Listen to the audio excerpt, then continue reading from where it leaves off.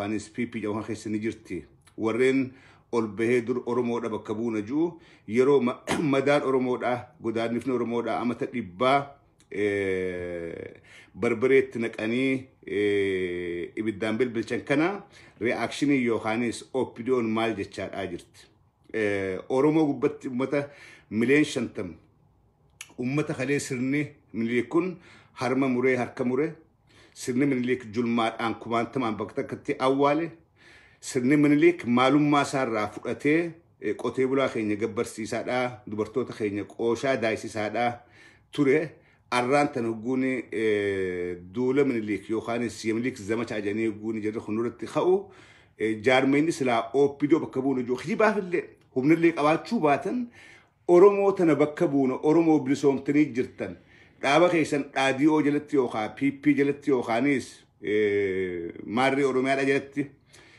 بلسومني ورجو خوني مي رياكشنين إساني مال فكات غافا المام من ليك ورسنا سنديبسو بربادو أسبه حملي الآن دولة من ليك جئ دولة أمارم مادا دولة نفتنيم مادا دولة سرنا دبر ديبسو يعني هجو أرمورت إيشسن ورين قدي خنا المان أرمور أكابي درك الآن أكبنين سألتي حركة دوبتي دي ما دعاء لفا أمارا قبتي إرقاد أجرو ماليف تشلسن مال قدوندن خنان تقو هجور القبي وبدو تدبشور بعد هجور القبي معلوم ما إساني أكنا ما خينا فقالوا تنوغلي جر دور الرابين قالوا نموتا قليل في جر نموتا أبتشو جئ أما اللي أو بدورات أوروبا كبو جئ ورو مثلا حيوتا ورسلا وهي بينجو كأمتا خينا دوغور سود باديا خيس دبلي إرغني باديا خيس نفج آسني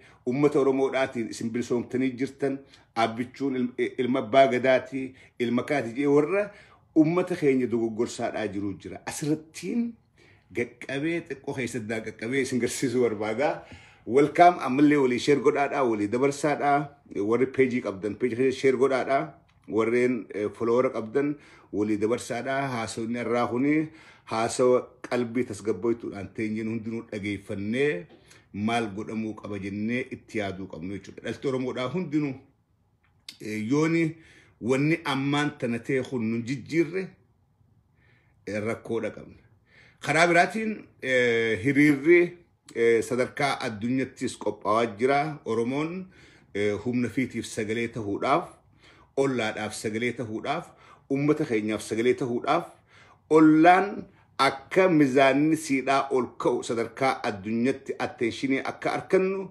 هريري أدى قوب أواجرا هريري سجلته سجلي أورمود أدا جيسي سودا چنكورسا أورمود أدا جيسي سودا لغا أورمود الدنيا في مودا بكا أدى تقوب أواجرا أسرتيس قبل بودا نندبتا نمني دبا جابر خطوي ديكم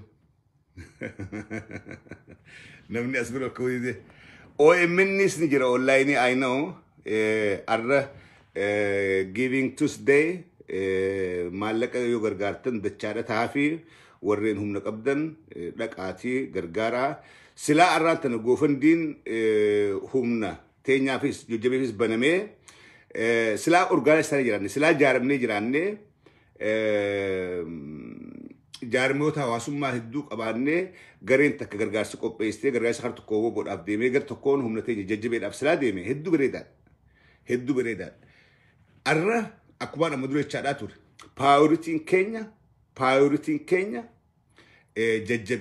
ججبي أمته هم نكابوتو دبتشوندا أمته هم نكابو هولان أبا غاري كابو دوم على خاهر رفاجت أرمون نما أكما نسابي خوتو على أولا اللباجن أرمون وني متى قتيرون دي تيسوف وان هم نكابنيف هم نهدت هم نرورو راي أبسطو هم نموها تشيفتو وان نكابنيفي يرو هم داو غافة نفتنيان قبت دي تشيفتو غافة تيب إلف قبت دي تشيفتو غافة دوفاد بران قبت دي تشيسو وني متى قبني أكا هي ست متى بوفني تتنيوف وان هم أبدا تشيفتو ألان كمنيف هم نسان جارون إنيرت جولي ججبيتان جبيسو سلام مرتيسا سلام ويا كنا جارميش ما على خنا كبانة fundraising guddaan Facebook irratti kan qophaa'u qabu ijoollee tanaafis ture jechuudha.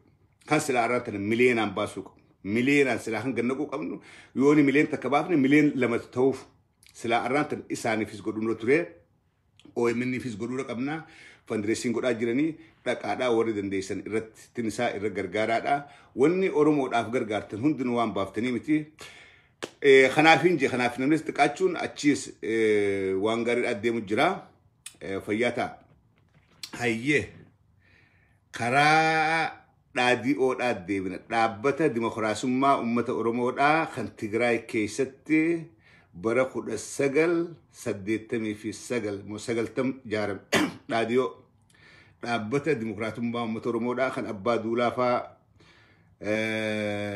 Kumaa Dammaysaa faa Hassan Alii faa eenyu faa walitti qabanii Tigraay keessatti jaarma kana Tigreedhaa tunu hundeessee Tigree gajjaaree Oppidoon garuu achitti ijaaramne itti walakkaadhaan darratti ijaaramne Shawaa keessa leechaa turte Mukhtaar Kadir dhaqeeti dhagaa buuraa kaa'ee ture bakka itti dhaadhii'oon ijaaramte dhagaa buuraa bakka itti Abbaa Duulaa faa walitti qabanii Oppidoo dhaabni Oppidoo hundaa Tigraay keessatti Mukhtaar Kadiriitu dhagaa buuraa kaa'ee bakki tun lafa seenaadhaati. Lafa dhaabbanni keenya dhaabbanni dimokiraatummaa uummata Oromoodhaa dhaadhii'oon itti nuuf dhaabbatee bakka kana yaadannoodhaaf siidaa jaaruudha qabna jeeti Mukhtaar Kadir dhaqee nuu kaa'ee jechuudha siidaa. Jaarmeenichi itti nuuf jaarame suni bara 27 maqaa dhaadhii'oodhaatiin Oromoodha bakka buuna jee Oromoo hidhaadhaa ajjeesaadhaa saamaadhaa biyyarraa ari'aadhaa julmaan ajjeesaa. Gudeedaadhaa waan adda addaa godhaa ture harkarraa muraadhaa miilarraa muraa ka ture jaarmee dhaadhii'oodhaa ka arraan tana PP fiincuu kana ka idduudhaan hanga tokkoof ODP fiin jechaadhaa ture jaarmee kana jechuudha. Jaarmeenni kuni kalee gaafa TPLF hogganaadhaa turte dhiibbaa TPLF goote yookaanis caayaa TPLF nafxanyarra keesseen siidaa akka aanoleedhaa siidaa akka calanqoodhaa yaadannoo garii Oromoodhaaf dhumaatii Oromoodhaatiif hadheeffata Oromoodhaatiif fakkii taatu dhaabanii turan. Arra garuu lafa siidaan aanoleedhaa jiru bakka siidaan aanoleedhaa mallattoon harka muraadhaa fi harma muraadhaa jiru gubbatti lafa OPDO nuutu biyya hoggana nuti humna qabna dhageetti qabna. Nuu biyya bilisoomsee uummanni keenya bilisoomee irra jedhan keessatti arraan tana zamachaa Minilik jedhanii duula Minilik gootummaa Minilik ol kaasuudhaaf waan Minilik gosan irra deebinaa addabaabayitti gabbahanii jecha addabaabayi jecha afaan Oromoodhaati afaan Amaaraatii miti addabaabayitti gabbahanii dhaadannoo maqaa Minilikiin dhaadatan ilmaan Minilik arra OPDO'n afaan qabattee jechuudha hin dubbanne deebisaas hin kennine cal jetteeti afaan qabattee hoggana duula Minilik jalatti hiriirtee arrallee akka bartetti ilmaan Oromoodhaa wali qabdee Amaaraaf akka dhuman godhaadhaa jirti jechuudha. Uummanni keenya wanni hubachuu qabu.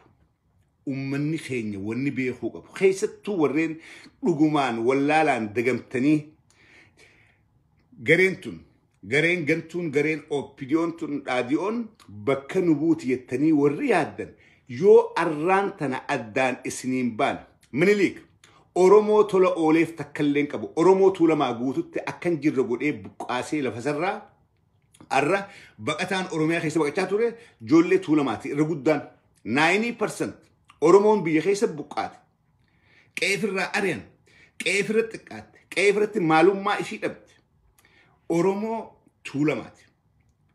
Tuun kara Hargee buqqaasanii, tuun kara Arsii, tuun kara Baalee, tuun kara Wallaggaa, tuun kara Jimmaa qeefirraa buqqaanii maalummaan isaanii olmas badde ijoollee tuulamaati. Kan kana godhe Minilikii fi sirna inni deemaanii tureetu kana godhe. Oromoota Walloo akkan jiraan akka maalummaa fi irraanfatan, afaan fi irraanfatan. Ifdagatan ka godhee bara dheeraadhaaf akka mataa ol hin qabanne godhee kan fixaa ture kan arraas ficcisiisaa jiru sirna Minilik gadhaabesne jechuudha. arra warri maqaa oromoodhaa jijjiirsisee maqaa gaallaati maqaan fakkaanne maqaa ajaa'aa addaati akka yaamnu kan godhaa ture sirna Minilik sana jechuudha. OPDO'n sirni kun hundi cabee jira bilisoomnee jira TPLF irraa kaafnee jira juntaa irraa kaafnee jireetti. Kan Oromoo juntaa caalaa madeessee maalummaa Oromoodhaa billeesse sirna Minilik. Jara keenya laa dhugaa dubbannu TPLF ama 27 Oromoo saamaa turte miidhaa turte yes. Oromoo buqqaaftee yes. Garuu isin Oromoodhaa miti nuun jettee isin Oromoodhaa miti isin lafa tanan qabdan lafti tun teessanii miti isin biyya biraatii asi galtan nuun jettee nuun hin jenne. TPLF takkaa Oromoon lafan qabdu lafti tun lafa Oromoodhaatii miti Oromoon karaa Madagaskar deema lafti tun teenya nuun jenne. Isin maqaan keessan Oromoodhaa miti maqaan keessan kanaa takkaa nuun hin jenne Oromoo itti nama turte. Garuu kun seera uumaati namni nama moohe nama saama. Namni sirra aane humnaan namni humnaan si caale akka fedhe si godha.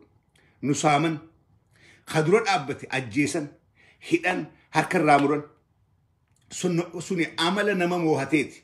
Kamootame saamamuun ajjeefamuun hidhamuun kun normaali. Garuu maalummaa teenya Oromummaa lafa abbaa keenyaa Oromiyaan tun teessanii miti isinis Oromoodhaa miti isin gaala nuun hin jenne jechuudha. Sirna gaafa TPLF biyya qabdu gaallaa jechuun si ajjeesisa. Garuu bara Abiy Ahmedii fi OPDO'n mirga harkatte biitti guutuun irraan tan maqaan Oromoodhaa gaalla deebi'ee jira. Kana waliif galla maqaan Oromoodhaa jechi gaallaa jiru ama 27 TPLF biyyaan deemtu badeeti ammaan tan gaafa sirna OPDO'dhaa Oromoon gaalla deebi'eeti maqaan keenya gaalla jijjiirame jechuudha.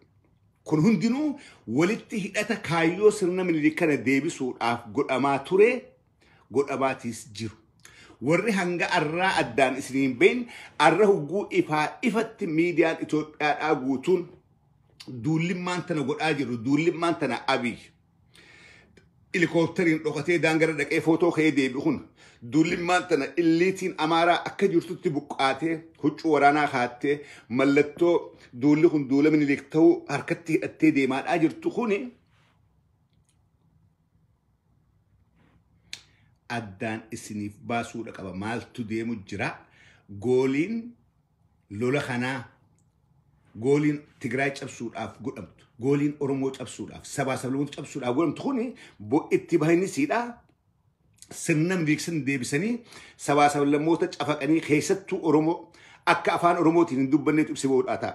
Haala kanaan maaliif sirni Minilik sirna afaan tokkooti sirna amantii takkaati sirna aadaa takkaati. Aadaa Amaaraa amantii Amaaraa afaan Amaaraa sirna kana jechuudha. Sirna kanaatu Oromoo irratti deebi'uudhaaf deema. Kanaaf ragaan Abiy Ahmed gaafa TPLF warra afaan Oromoodhaatiin maatiriik fatame keessaa kaduraati affeeraamis. Gaafa Minilik ilmaan Oromoodhaa yoo xiqqaatte qe'ee irratti elementary irraa eegalanii afaan Oromoodhaatiin afaan fiitiin baratan mirgisu kennamee jira. Abiy Ahmed as bahee maal jee? Afaan Amaaraa afaan biyyoolessaa waan ta'eef afaan Amaaraa afaan biyya tanaa waan ta'eef hulaa takka irraa qabanii barachuun dirqama godheeti maal godhe? Ministeera barnootaa ummata miliyoona 50 ka'amata dhibbaa fi waa qabsoo godhaa jiru ummata Oromoo irratti nama jibbaa Oromoodhaa qabu nama Oromoo balleessuu barbaadu Biraanuu Naggaadhaa ministeera barumsaa godhee lafa nuu kaa'e. Maaliif? Saba tokko guu balleessuu deeman, saba tokko guu diiguu deeman, saba tokko guu maalummaa isaa balleessuu deeman waan akkanaa dalagama. Biraanuu Naggaadhaa ka Oromoo balleessuudhaafiin Oromoo irraa Itoophiyaa hambisuudhaafiin qabsu dabalame jiru ministeera barnoota Itoophiyaadhaa godhe jechuudha. Itoophiyaa keessaa uummanni walakkaan tokko Oromoodha. Walakkaan Oromoodha. Wanni Biraanuu ministeera barumsaa ta'eef Oromoo cabsuudhaaf sabni tokko yoo afaan fiitiin hin baran yoo saayinsii afaan fiitiin hin baran yoo aadaa afaan fiitiin hin baran yoo seenaa afaan fiitiin hin baranne barnoota Itoophiyaa keessaa seenaan Oromoodhaa keessaa bahaa deema, aadaan Oromoodhaa keessaa bahaa deemti, afaan Oromoodhaa keessaa bahee huyi maaltu itti aan sirni Minilik sirni afaan tokko aadaa tokko amantii tokko sun lafa qabachaa deema. Arra jarri wanni ifatti as bahee zamachaa Minilik Yohaanis duula Minilik wanni ju'uuf waa hedduu goonee jira lafa qabsiifnee jira. Afaan Amaraatiin akka baratan goonee jira. Ministeera barnootarra nama keenya nama jibbaa Oromoodhaa qabu nama Oromoo balleessuu barbaadu keenyee jira. Kana hunda gaafa arkan OPDO'n cal jettettis. Cal jette akka aadaa simma boru gaafa marroonfaan dhufan. Nuti kalee humaa godhuu danda'an turree Abiyyiin nu godhee maarreen nu godhe hin dalagu. Hin dalagu. It's not going to work anymore. Gaafa badii kun cufti Oromoo irratti taatu. Gaafa Oromoo akka sabatti balleessuudhaaf itti deemaadhaa jiran. OPDO'n harka marattee taa'u jirti. Hanga miidiyaaleen keenya ala kanaa. Ijoolleen rogeeyyiin Oromoodhaa ala kanaa waywaatanii dubbatan. Miidiyaan OPDO'dhaa tokkolleen hafuuran baafne. Miidiyaan OPDO'n biratte afaan Oromoo dubbatu. Kasilaa isiniif dubbanna jenii OPDO keessaa warra afaan Oromoodhaa beeku kan dubbachuun dhidheessan kun waan kanarratti xiinxala tokkolleen kun OPDO'nis akka OPDO'tti deebisaa takkalleen kennine afaan marattee taa'u jirti jechuudha. Maaliif? Kaayyoon sidhaa ergamuudha. Nyaachuu dhuganii jiraachuudha OPDO. Uummata Oromoodhaa bara. Warri OPDO'n maxxanee fi OPDO'lleen waliin maxxantuu garee biraati jechuudha. Maaliif bulan? Garaadhaaf bulan. Qoonqoodhaaf bulan. Nyaataaf jiraatan. Jiraachuudhaaf hin nyaatan. Waan kanatti deebisaa kennuu dhabuun isaanii hangam takka OPDO'n tun harreedha. Hangam takka OPDO'n jaarmee faayidaan qabne OPDO'n Oromoo bakka bu'uudhaa miti. Oromoodhaa beekuu dhabuusidhaa ifatti irra wallaalaa Oromootiif illee addaan baate jechuudha. Zamachaan Minilik uummata Oromoodhaatiif waa hedduu galchuudha qaba. Waa hedduu uummata Oromoodhaatiif addaan baasuudha qaba. Ilmaan Oromoodhaa kan kana booda OPDO dhageessanii ilmaan keessan ka ol dirqiidhaan guuranii ol deeman kana amma duraas dubbadheen ture. Qa'ee tee gubbatti duutee dikee qa'ee teetii taatee namni keessi awwaaluu ture caala. Ol deemtus duuti kee du'a. Ol deemtee duuti walii lama du'a sareedhaa du'a awwaalcha hin qabne du'a salphinaa ol deemtee lafa namaarratti du'urra qa'ee tee gubbatti ajjeefamtee namni kun deemee diinaaf loluu dideeti ajjeefamee janii maatiin teesse awwaaluutu irra si caala. OPDO amantanii OPDO'n dirqiidhaan qabdee guusin ofte yoo dhabdan carraa qa'ee teessan gubbatti duudhaa qabdan. Yoo dadhabdan carraa qa'ee teessan gubbatti du'uudha. Seenaa sii barreeffama. Aalii teetis awwaala. Qa'ee tee gubbatti awwaalamteeti Oromiyaadhaaf dikee taata. Yoo xiqqaatte. Carraa san hin dhabdan. Hoggana OPDO'dhaa amantanii warra gaafa Oromoon rakkatte OPDO bakka san buuteen gartan. Gaafa ummanni Oromoodhaa garaan gubate. Gaafa Oromoon silaa nama dubbatuuf barbaaddu. Gaafa Oromoon silaa sagalee barbaaddu OPDO sagalee isiidhaa hin gartu. Hin gartu. Calja. Meela lama turbaan kana. OPDO waa dubbatu gartanii cal. Media isaanii waan biraasa cal. Garuu gaafa nagaa as baniiti gaafa xiqqoo wanta harkatan qeeroodhaan girsaan maal bu'aa qaba? Girsaan faayidaa maal qaba? OPDO'n isaan kanaani OPDO jenna. Warra gaafa Oromoon rakkatti dhabamu warra gaafatti tolte gaafa lafti nagaa as bahee ililchee nuti bakka bu'oota Oromooti ifiin jiru gaafa Oromoon dhumte gaafa fakkeenya dubbii ammaa kana gaafa barattoonni Oromoodhaa naannoo Amaaraa yuunivarsiitii jirtu keessatti ajjeefamee dhagaadhaan ajjeefamee reeffi gad deebi'aa ture OPDO'n akkanumatti afaan qabatte. Gaafa yuunivarsiitii Dambidoollotti shamarran Amaaraa namni hanganni iggitamanii Onak shaneedhaan fuudhaman jedhanii miidiyaan Amaaraa hanga Prime Minister Abiy irraa eegalee hafarsaadhaa turan OPDO'n afaan qabatti. Gaafa haadha Oromoodhaa reefitti galee reefi sanduuqaan itti galu OPDO'n cal.